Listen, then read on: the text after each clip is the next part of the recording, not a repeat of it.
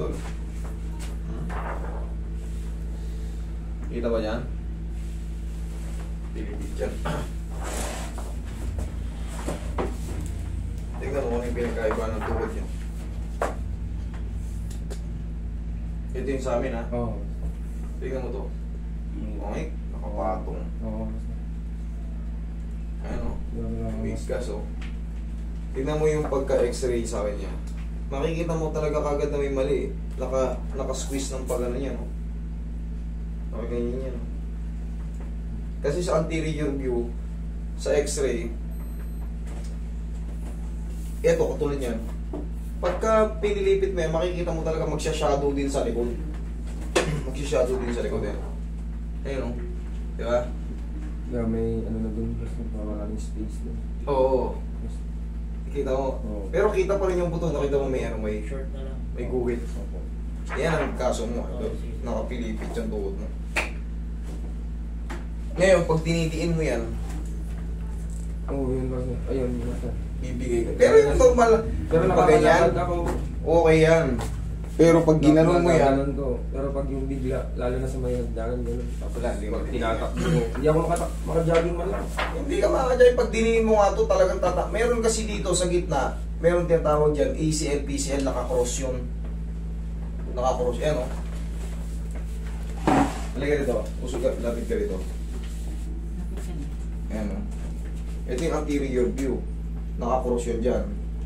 Pagka nakapilipito na ako pag ano, tatamaan niya to or either ito. Pag inusog mo to ng konti, may ipit niyan. Dito naman sa likod, ganun din. Pag pinilipit ko ng ganyan konti, iipitin niya itong ganito. Pag dito naman, iipitin niya itong ganito. Kaya, pag diniin mo ng ganun, Yun nga yung problema ko. yun ang problema mo. Yun ang ayusin natin. Yung parang problema mo. Ano pag nasa hagdanan mo? Pero lalabas dito, pag sa x-ray kasi, walang fracture, walang dislocation. Kasi hindi na to kinukonsider na dislocation kasi medyo malapit lang. Ang problema, ikaw ang may problema. Nasasaktan ka kahit ganito. Yun. Kasi ayan, katulad yan, ang no soft tissue swelling, no periosteal reaction appreciated. Okay, no definite plastic or lighting change. Unremarkable study. Wala. Kaya hindi ko nga... Ano pong ibang ano to? MRI to. Ay, wala may MRI ka. Oo. Very good ka. Dito, makikita to. Dito sa MRI, dito to. Doon kasi sa x-ray, walang ano ron. Ito na, sa may report. Ayan, suggestive avulsion of the posterior horn of the medial meniscus. O ayan, may lumabas na. Sa medial meniscus. Ano yung medial meniscus? Panloob. Lateral meniscus sa labas. Malalaman pag lateral, ito may buol. Panlabas ang lateral. Okay, minimal suprapatellar bursa, femopatellar joint effusion. Okay. Tiny hypointense focus of the medial femoral condyle like joint. Boom. Ayan. Okay, yan ang lumabas. Impression. Partial tear. O, partial tear. 50% of its fiber. Ibig sabihin nun, di ba yung sinasabi ko sa yung ACL or PCL, yung fiber na yung nakakross, nagkaroon ng partial tear, kalahati na yung 50%. Malapit-lapit ka ng mano. Siguro mataas yung, ay malakas yung pagka... Isang pa, ito lang kasi yung... Yan lang naitukod mo, gumanon. Pero normal pa siya, pero nung inupo ko, nakasakit. Ayun, ACL. ACL extended to its tibial insertion. Strain versus partial tear of the mid-aspect quadricep tendon. O, ano yung binabanggit na quadricep? Dito naman yan, sa may taas. Sobrang lakas ng impact. Kasi yung quadricep, ito yan. Quadricep tendon, yan din. May partial tear din yan. Kaya, sobrang trauma ng tuhod mo. Kaya nga, yung sa ACL, yung sa gitna yun, dalawa yung ACL, PCL. Pero very common na na-damage yung ACL. Very common na na-damage yun. Okay na. 50% ng fiber niyang nalagot. Ibig sabihin nun, wala ka munang mga impact. Wala ka munang mga talon. Talagang ano ka muna, rest ka muna. Patatagalin mo pa yan kahit mga isang taon ka pa. Okay, mawawala na yung sakit yan. Ngayon, sa hagdan, di ba nahihirapan ka? Yan ang mawawala natin. Pero yung ano muna, wala ka munang sports na ano, jogging. Huwag mo ipilit kasi pag napatid yun, abang buhay mo na pagsisisihan yun. Maghihilom pa naman yan eh. Ito yun oh. Ganun na nangyari sa'yo. ACL, torn na to. Malamang ganito ka. Yan. Anterior cruciate ligaments, tear. Kaya ano mo yung sagdan. Pag na ano natin, pag na... Di ba nakapilipit? Opo. Yun ang aayusin ko. Pag naayos na yun, magiging normal yung paglakad mo. Di ba hindi mo kaya sagdan? Hindi mo kayang mag-jog ng ganyan. Wala po. Yan, makakaya mo na yan. Para sa akin kasi, siyempre, bata ka pa eh. Makaka-recover yan, kaso mas matagal lang. Ay kumbaga, mas matagal, mas maganda. Kasi pag pinilit mo yan, nakalagay na rin sa report, 50%. Pag ibig sabihin, pag napuwersa mo yan, kunyari, wala na masakit. Nilaro mo agad, ng bata-bata pa, hindi pa naka-totally healed. Natuhod ka ngayon, or nasahod ka, bumagsak ka ngayon ng pag-ano. Siyempre sa basketball, hindi mo kakalain kung sino yung sasahod sa iyo eh. Eh baka mamaya, puntos ka ng puntos. Pumangang ka ng pa, alam mo yung... Kailangan positive ka palagi, tamang hinala ka palagi sa court. Pag tira ka ng tira, sumushoot palagi, aantabayanan ka na ng mga... ng mga ano, sisirain yung laro mo. Eh pag sira siguro, baka matiming ka sa loko-lokong player, sahurin ka. 50%. Hindi kasi kagad naghihilom yung fiber na to. Yung iba ino-opera na to. Yun nga sa akin Oo, ino-opera to para mabilis ang recover. 3 to 6 months full recover ka na. Talaga nasa, lalo kung athlete ka talaga, kung naglalaro ka sa FPBL o sa PBA, ino-opera talaga to. Pero sa ating mga normal na player lang, tirahin ka lang ng tambay, yari ka. Pag naputol to, hindi ka na makatalon. Makakatalon ka kaso hindi mo na magagawa yung ginagawa mo talaga. Yung talon mo, may kaba na. Tsaka ang bagsak mo nun, kanan na lang. Ganun ang bagsak mo, hindi mo na kasi madulas na yung loob niya, putol na isang pero ito pong gagaling pa po siya. Oo naman, bakit hindi? Gagaling yan. Gagaling yan. Nakapilipit. Pati nga ulit yung x-ray, sorry. Tignan ko lang yung ano, kung saan banda yung ano, pipitikin. Nakalimutan ko na. Isang x-ray. Hindi yan yung isang anterior. Pinapanood ko lang to, nandito na ako sa... Taga-ano to sila, nakita ko bawang laon yun. Opo. Bawang, o ito ang palo dito. Ayan o. Yung minsan pag nagdadrive ako, master yung clutch. Hindi mo may didiin nga kasi tumutukod nga. No? Pero pag... Dahil sa punit ng meniscus yun. Ang meniscus kasi, meniscus tibial plateau, yun yung nasa gitna, yun yung tibial bed. Femoral bed natin yun. Yun yung dyan lumalapat yung buto natin sa taas.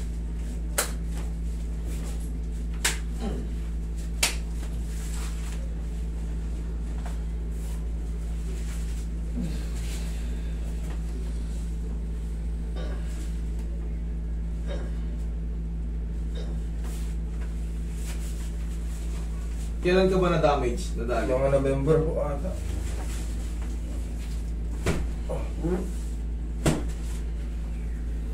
Inaalog-alog lang yan, pero malaking bagay yan. Pakaingatan mo to. Pag naputol tong meniscus, ay ano mo, ACL mo, magbabago talaga yung mundo mo. Magkakaroon ka ng trauma. Sa pagtalon, sa mga jogging-jogging. Kahit makapag-jogging lang sana. Makaka-jogging ka na rito. Kailangan to nakapantay lang yung buto. Kasi yun din. Kasi palagi siya nakapenetrate eh. Nakatagilid. Siyempre yung ligaments na nakakapit doon, palagi na nakapenetrate. Kumbaga, palaging puwersado. Kala ko may nakaibit lang. Dami ko na pinagpailodan sa... Hindi, yun. Talagang MRI talagang magdi-detail niyan. Talagang, ayan, di nalaman mo. Nalaman natin. Pagka regular kasing manghihilot, yung... Siyempre, normal lang naman na bata pa tayo, may manghihilot na eh. Hindi pa nila kayang intindihin yung mga ano, yung ganyan. Ngayon kasi upgraded na ngayon yung manghihilot. Upgraded na yung mga therapist ngayon.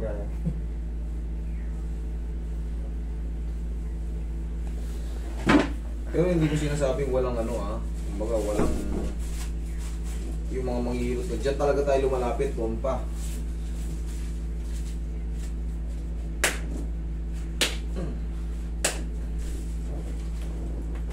Alugin lang yan, idol. Tigasan mo to. Sipa mo. Tigasan mo to, ito. Yan. Ito, pataas. Ganun mo. Yan, sipa mo. Isa pa. Isa pa. Okay, thank you. Ngayon, pasusubo ko sa yung hagdan.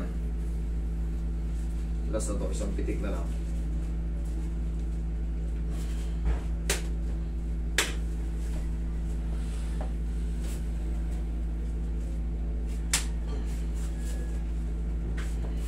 Pwedeng magpa-reset na rin, Master. Pwede naman. O sige, pahinga muna. Tagilid ka. Nakakarin yung katawan mo.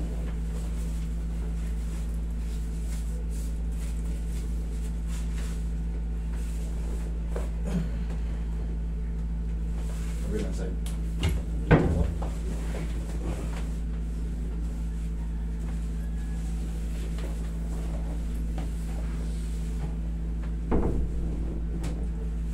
Napaka. Iwasan mo lang muna yung ano. Iwasan mo lang muna. Kahit wala nang masakit, iwasan mo muna maglaro ng basketball. Oo po. Kung namimiss mo yung court, tira-tira ka ron. Oo, pwede naman. Pero huwag ka muna sumali. Kasi iba yung ano eh. Iba yung may kalaban eh. Diba? Kung namimiss mo yung court, di magtitira-tira ka ron. Wala nang bola, magpapawis ka ron. Kasi, makakampante ka na dyan. MRI na mismo nagsabi sa'yo na 50% na inaputol ng mga fiber. Kasi kitang-kita nila yan sa computer. Puti nga, natirahan ka pa ng 50. Yung iba talagang totally, ano eh, torn ACL talaga eh.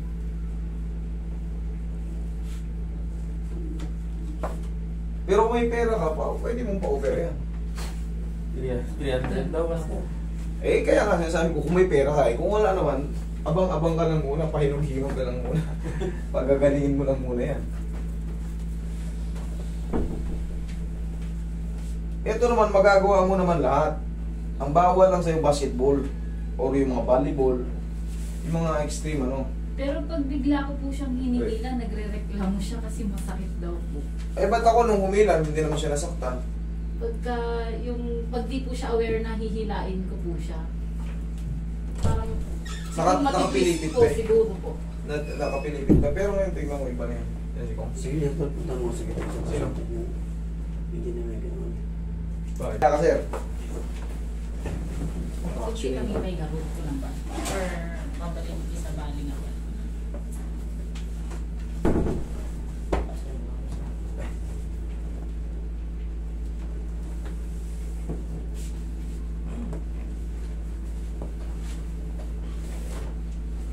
Okay, inhale.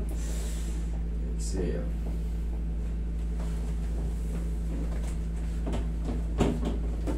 Diyan ka lang muna.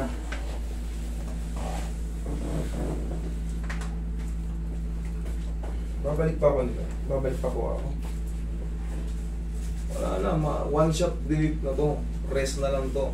Ang pinaka-the best na gagawin mo, mag-bike ka. Bike. Para mabilis. Di ba may tama rin kasi itong ano mo, yung quadricep tendon mo, di ba nakalagay rin doon. Meron din yung partial tear. Sa lakas kasi nung ano, sa lakas ng impact ng pagbagsak mo, isang paa lang, talagang naunat sila. Pero hindi naman totally napatid lahat eh. Para puro partial lang. Tulad niya, ito yung quadricep mo wala nakalagay. Sa ACL mo 50%. Malapad kasi itong ano, sa quadricep, malapad to. Tsaka sa femoral, matigas siya mga yan. Yung ACL kasi, bukod sa ACL kasi manipis lang yun, maliit. Ito, malilit na ano lang yun. I-bike mo to. Nakita mo yung mga bikers, ang lalaki na mga quadricep muscle. Yan, bike ka. Ganun lang, yun lang pampahinog mo. Pero yung mga normal na pamumuhay, kaya mong gawin yun. Kaya mong Yung magawa. pagdadrive po, kasi yung... Kaya mo yan. Nahihirapan ka ngayon, di ba? Yung ganina. Ngayon, iba na Kahit to. nung isang araw mo. Ngayon, tingnan mo. O, sipa mo ulit. Sipa. Okay, sige, lakad ka sa agad. Testing natin. Testing. Sige, balik ka rito. Pag sundan mo ka, balik ka rito pag ano. Testing natin. Di ba nahihirapan sa sagdan? Diyan lang, sige. Testing.